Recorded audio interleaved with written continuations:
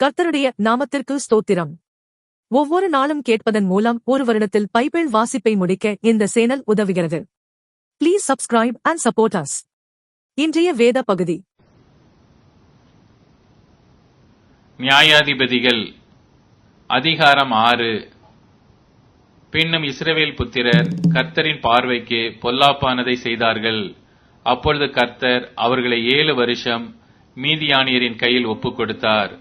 மீதியானியரின் கை இஸ்ரவேலின் மேல் பலத்து கொண்டபடியால் இஸ்ரவேல் புத்திரர் மீதியானியர் நிமித்தம் தங்களுக்கு மலைகளிலுள்ள கெபிகளையும் குகைகளையும் அரணான ஸ்தலங்களையும் அடைக்கலங்களாக்கிக் கொண்டார்கள்.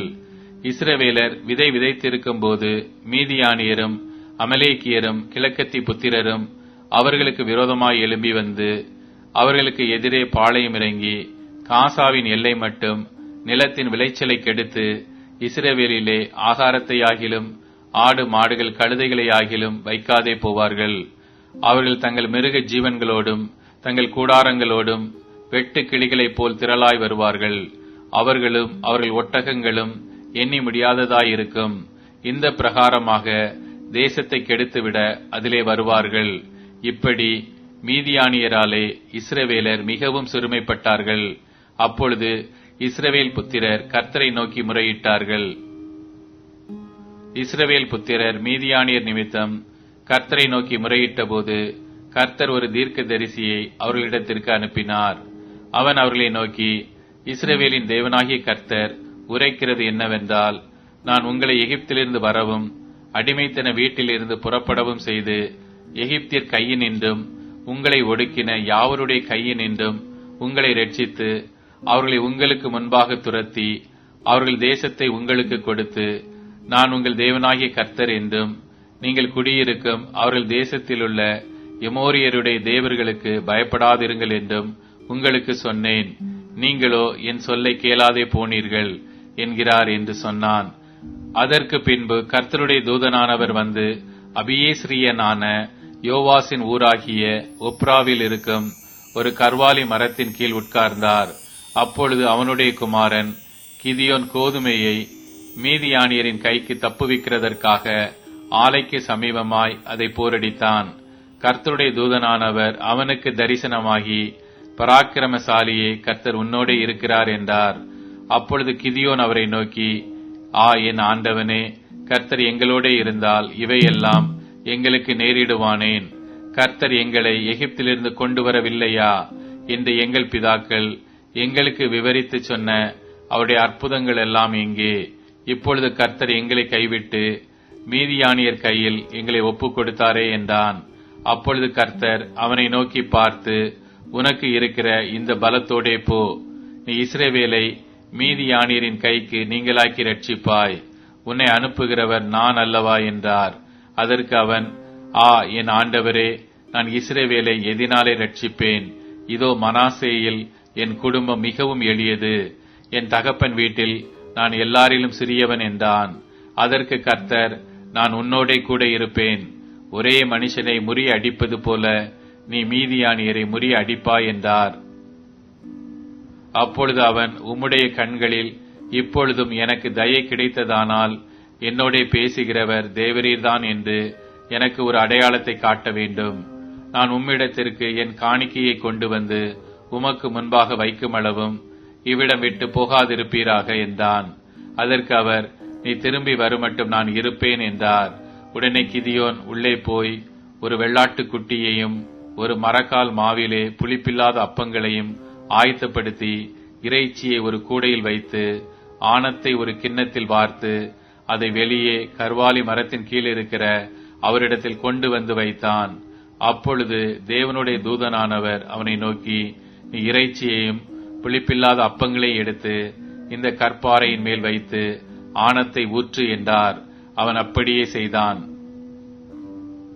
அப்பொழுது கர்த்தருடைய தூதன் தமது கையில் இருந்த கோலின் நுனியை நீட்டி இறைச்சியையும் புளிப்பில்லாத அப்பங்களையும் தொட்டார். அப்பொழுது அக்கினி கற்பாறையிலிருந்து எழும்பி இறைச்சியையும் புளிப்பில்லாத அப்பங்களையும் பட்சித்தது. கர்த்தரின் தூதனோவென்றால் அவன் கண்களுக்கு மறைந்து போனார். அப்பொழுது கிதியோன் அவர் கர்த்தருடைய தூதன் என்று கண்டு, ஐயோ, கர்த்தரான ஆண்டவரே, நான் கர்த்தருடைய தூதனை முகமுகமாய் கண்டேனே என்றான். அதற்கு கர்த்தர், உனக்கு சமாதானம், பயப்படாதே, நீ சாவதில்லை என்று சொன்னார். அங்கே கிதியோன் கர்த்தருக்கு ஒரு பலிபீடத்தை கட்டி அதற்கு யெகோவா ஷாலோம் என்று பெயரிட்டான். அது இந்நாள் வரைக்கும் அபியேஸ்ரியரின் ஊராகிய ஒப்ராவில் இருக்கிறது. அன்று ராத்திரியிலே கர்த்தர் அவனை நோக்கி, நீ உன் தகப்பனுக்கு இருக்கிற காளைகளில் 7 வயதான 2ஆம் காளையை கொண்டு போய் உன் தகப்பனுக்கு இருக்கிற பாகாலின் பலிபீடத்தை தகர்த்து அதன் அருகே இருக்கிற தோப்பை வெட்டி போட்டு இந்த கற்பாறை உச்சியிலே பாங்கான ஒரு இடத்தில் உன் தேவனாகிய கர்த்தருக்கு ஒரு பலிபீடத்தை கட்டி அந்த 2ஆம் காளையை கொண்டு வந்து அதை நீ வெட்டி போட்ட தோப்பினுடைய கட்டை விறகுகளின் மேல் சர்வாங்க தகனமாக பலியிடக் கடவாய் என்றார். அப்பொழுது கிதியோன் தன் வேலையாட்களில் 10 பேரை சேர்த்து கர்த்தர் தனக்கு சொன்னபடியே செய்தான். அவன் தன் தகப்பன் குடும்பத்தாருக்கும் அந்த ஊர் மனுஷருக்கும் பயப்பட்டபடியினாலே அதை பகலிலே செய்யாமல் இரவிலே செய்தான்.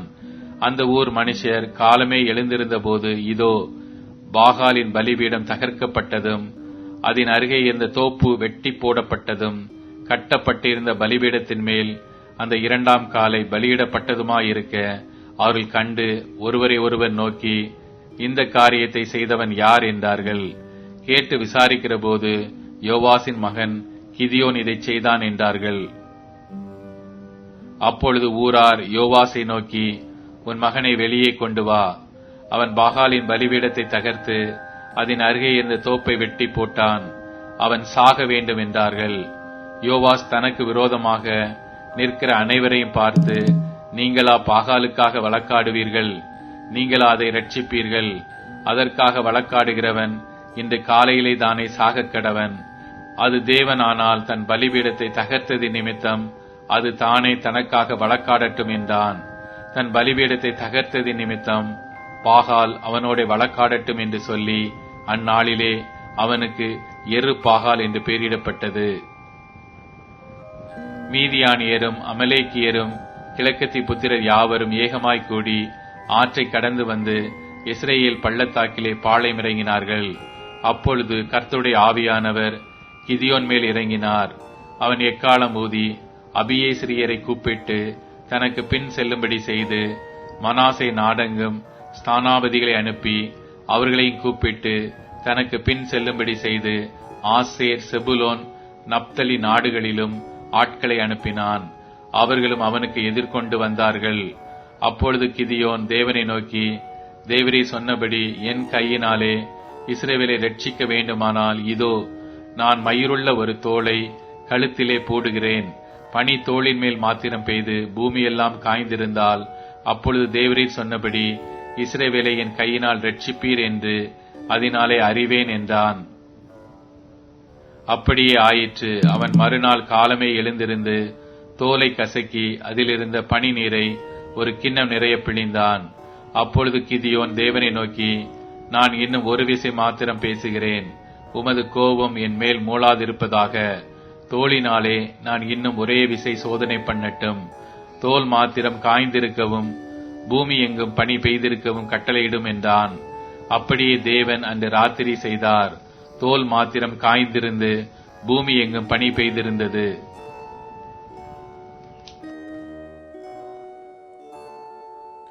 ஒன்று தெசலோனிக்கேயர் அதிகாரம் 5. சகோதரரே, இவைகள் நடக்கும் காலங்களையும் சமயங்களையும் குறித்து உங்களுக்கு எழுத வேண்டுவதில்லை. இரவிலே திருடன் வருகிற விதமாய் கர்த்தருடைய நாள் வருமென்று நீங்களே நன்றாய் அறிந்திருக்கிறீர்கள். சமாதானமும் சௌக்கியமும் உண்டென்று அவர்கள் சொல்லும்போது கர்ப்பவதியானவளுக்கு வேதனை வருகிறது போல அழிவு சடுதியாய் அவர்கள் மேல் வரும். அவர்கள் தப்பிப் போவதில்லை. சகோதரரே, அந்த நாள் திருடனைப் போல உங்களை பிடித்து கொள்ளத்தக்கதாக நீங்கள் அந்தகாரத்தில் இருக்கிறவர்கள் அல்லவே. நீங்கள் எல்லாரும் வெளிச்சத்தின் பிள்ளைகளும் பகலின் பிள்ளைகளுமாயிருக்கிறீர்கள். நாம் இயேசுவுக்கும் இருளுக்கும் உள்ளானவர்கள் அல்லவே. ஆகையால் மற்றவர்கள் தூங்குகிறது போல நாம் தூங்காமல் விழித்துக்கொண்டு தெளிந்தவர்களாயிருக்க கடவோம். தூங்குகிறவர்கள் ராத்திரியிலே தூங்குவார்கள், வெறி கொள்ளுகிறவர்கள் ராத்திரியிலே வெறி கொள்ளுவார்கள். பகலுக்குரியவர்களாகிய நாமோ தெளிந்தவர்களாயிருந்து விசுவாசம், அன்பு என்னும் மார்க்க வசத்தையும் இரட்சிப்பின் நம்பிக்கை என்னும் தலைச்சீராவையும் தரித்து கொண்டிருக்க கடவோம். தேவன் நம்மை கோபாக்கினைக்கென்று நியமிக்காமல் நம்முடைய கர்த்தராகிய இயேசு கிறிஸ்து மூலமாய் இரட்சிப்படைவதற்கென்று நியமித்தார். நாம் விழித்திருப்பவர்கள் ஆனாலும் நித்திரை அடைந்தவர்கள் ஆனாலும் தம்முடனே கூட நாம் ஏகமாய் பிழைத்திருக்கும்படி அவர் நமக்காக மரித்தாரே. ஆகையால் நீங்கள் செய்து வருகிறபடியே ஒருவரை ஒருவர் தேற்றி ஒருவருக்கொருவர் பக்தி விருத்தி உண்டாகும்படி செய்யுங்கள். அன்றியும் சகோதரரே, உங்களுக்குள்ளே பிரயாசப்பட்டு கர்த்தருக்குள் உங்களை விசாரணை செய்கிறவர்களாயிருந்து எங்களுக்கு புத்தி சொல்லுகிறவர்களை நீங்கள் மதித்து அவர்களுடைய கிரியையின் நிமித்தம் அவர்களை மிகவும் அன்பாய் எண்ணிக்கொள்ளும்படி உங்களை வேண்டிக் கொள்ளுகிறேன். உங்களுக்குள்ளே சமாதானமாயிருங்கள். மேலும் சகோதரரே, நாங்கள் உங்களுக்கு போதிக்கிறது என்னவென்றால், ஒழுங்கில்லாதவர்களுக்கு புத்தி சொல்லுங்கள், திடனற்றவர்களை தேற்றுங்கள், பலவீனரை தாங்குங்கள், எல்லாரிடத்திலும் நீடிய சாந்தமாயிருங்கள். ஒருவனும் மற்றொருவன் செய்யும் தீமைக்கு தீமை செய்யாதபடி பாருங்கள். உங்களுக்குள்ளும் மற்ற யாவருக்குள்ளும் எப்பொழுதும் நன்மை செய்ய நாடுங்கள். எப்பொழுதும் சந்தோஷமாயிருங்கள். இடைவிடாமல் ஜெபம் பண்ணுங்கள். எல்லாவற்றிலேயும் ஸ்தோத்திரம் செய்யுங்கள். அப்படி செய்வதே கிறிஸ்து இயேசுவுக்குள் உங்களை குறித்து தேவனுடைய சித்தமாயிருக்கிறது. ஆவியை அவித்து போடாதிருங்கள். தீர்க்க தரிசனங்களை அற்பமாய் எண்ணாதிருங்கள். எல்லாவற்றையும் சோதித்து பார்த்து நலமானதை பிடித்துக் கொள்ளுங்கள். பொல்லாங்காய் தோன்றுகிற எல்லாவற்றையும் விட்டு விலகுங்கள். சமாதானத்தின் தேவன் தாமே உங்களை முற்றிலும் பரிசுத்தமாக்குவாராக. உங்கள் ஆவி, ஆத்துமா, சரீரம் முழுவதும் நம்முடைய கர்த்தராகிய இயேசு கிறிஸ்து வரும்போது குற்றமற்றதாய் இருக்கும்படி காக்கப்படுவதாக. உங்களை அழைக்கிறவர் உண்மையுள்ளவர். அவர் அப்படியே செய்வார். சகோதரரே, எங்களுக்காக வேண்டிக் கொள்ளுங்கள். சகோதரர் எல்லாரையும் பரிசுத்த முத்தத்தோட வாழ்த்துங்கள். இந்த நிருபம் பரிசுத்தமான சகோதரர் யாவருக்கும் வாசிக்கப்படும்படி செய்ய வேண்டுமென்று கர்த்தர் பேரில் ஆணையிட்டு உங்களுக்கு சொல்லுகிறேன். நம்முடைய கர்த்தராகிய இயேசு கிறிஸ்துவினுடைய கிருபை உங்களுடனே கூட இருப்பதாக. ஆமேன். சங்கீதம் அதிகாரம் 46. தேவன் நமக்கு அடைக்கலமும் பலனும் ஆபத்து காலத்தில் அனுகூலமான துணையுமானவர். ஆகையால் பூமி நிலைமாறினாலும் மலைகள் நடு சமுத்திரத்தில் சாய்ந்து போனாலும் அதன் ஜலங்கள் கொந்தளித்து பொங்கி அதன் பெருக்கினால் பர்வதங்கள் அதிர்ந்தாலும் நாம் பயப்படோம். சேலா. ஒரு நதியுண்டு, அதன் நீர்க்கால்கள் தேவனுடைய நகரத்தையும் உன்னதமானவர் வாசம் பண்ணும் பரிசுத்த ஸ்தலத்தையும் சந்தோஷிப்பிக்கும். தேவன் அதன் நடுவில் இருக்கிறார், அது அசையாது. அதிகாலையிலே தேவன் அதற்கு சகாயம் பண்ணுவார். ஜாதிகள் கொந்தளித்தது, ராஜ்யங்கள் தத்தளித்தது. அவர் தமது சத்தத்தை முழங்க பண்ணினார். பூமி உருகி போயிற்று. சேனைகளின் கர்த்தர் நம்மோடு இருக்கிறார். யாக்கோபின் தேவன் நமக்கு உயர்ந்த அடைக்கலமானவர். சேலா. பூமியிலே பால் கடிப்புகளை நடப்பிக்கிற கர்த்தருடைய செய்கைகளை வந்து பாருங்கள். அவர் பூமியின் கடைமுனை மட்டும் யுத்தங்களை ஓய பண்ணுகிறார். வில்லை ஒடித்து ஈட்டியை முறிக்கிறார். ரதங்களை நெருப்பினால் சுட்டெரிக்கிறார். நீங்கள் அமர்ந்திருந்து நானே தேவன் என்று அறிந்து கொள்ளுங்கள். ஜாதிகளுக்குள்ளே உயர்ந்திருப்பேன், பூமியிலே உயர்ந்திருப்பேன். சேனைகளின் கர்த்தர் நம்மோடு இருக்கிறார். யாக்கோபின் தேவன் நமக்கு உயர்ந்த அடைக்கலமானவர். சேலா.